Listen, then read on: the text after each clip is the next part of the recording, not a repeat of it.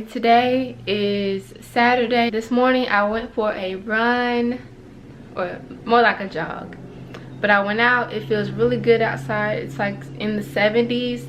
The sun is out, it's warm.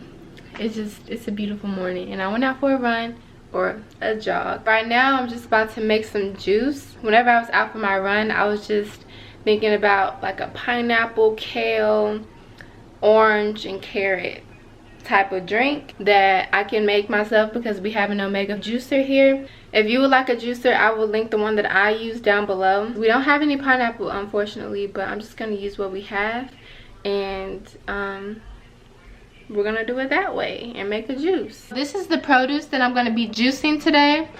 Everything is already cut up and ready to go.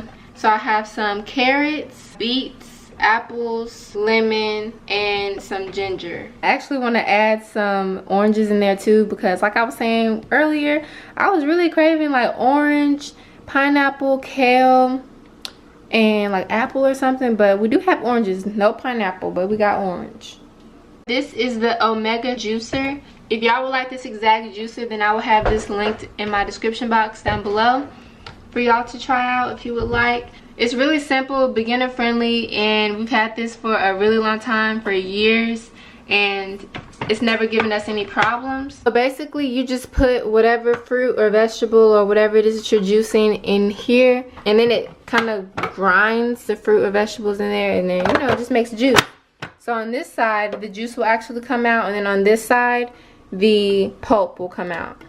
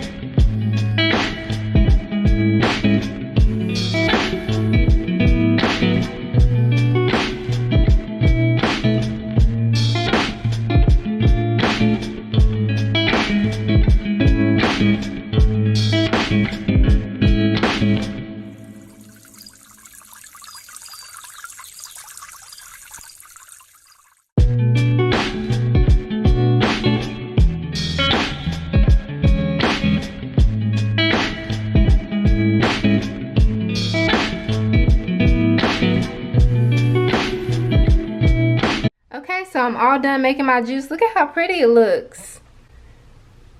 And this is the pulp. My tip though for juicing is to cut up your fruits and vegetables as small as possible, because if you're using this juicer, it has a really small hole at the top. The pieces of apple and the pieces of apple and lemon that I was using was way too big, so I had to run over and cut it up some more. Just try to cut up everything into smaller pieces so that it can just go through this process a little bit smoother. But now onto the most important part. Well, I feel like the most important part. You have to strain your juice, y'all. Don't forget this. Don't forget, strain it. Yes, the majority of the pulp does come out over here, but there still is some left over here. So I'm going to strain my juice, and then I'm going to put it into these mason jars, and you can store these in the refrigerator for up to 3 days and the juice will still be good, or you can just drink it right away.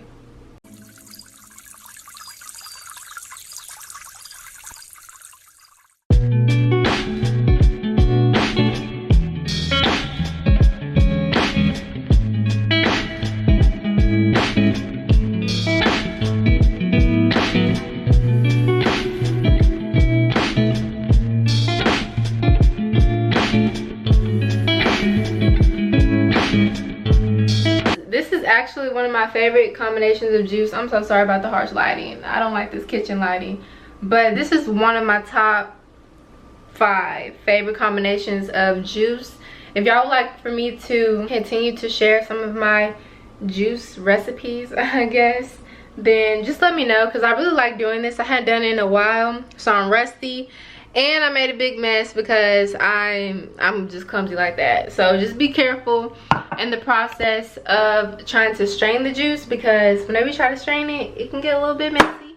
My pro tip is to wash this as soon as possible. It gets very hard to clean if you don't go ahead and clean it right away. Now normally I would have filled this mason jar up all the way to the top if I was trying to store it in the fridge for later, but since I'm about to drink it right now, it's okay.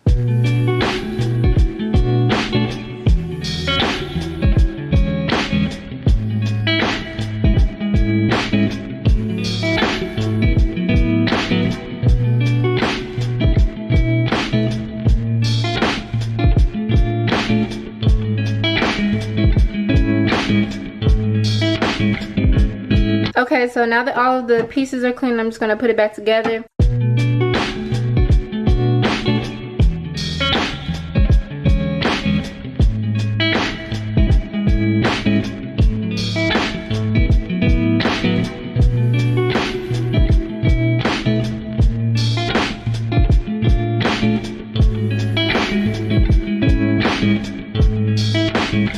That was all for today's video. Let me know what you think in the comments. I'll talk to y'all in my next one, and I'm out. If you're doing what everyone else is doing, you're doing it wrong.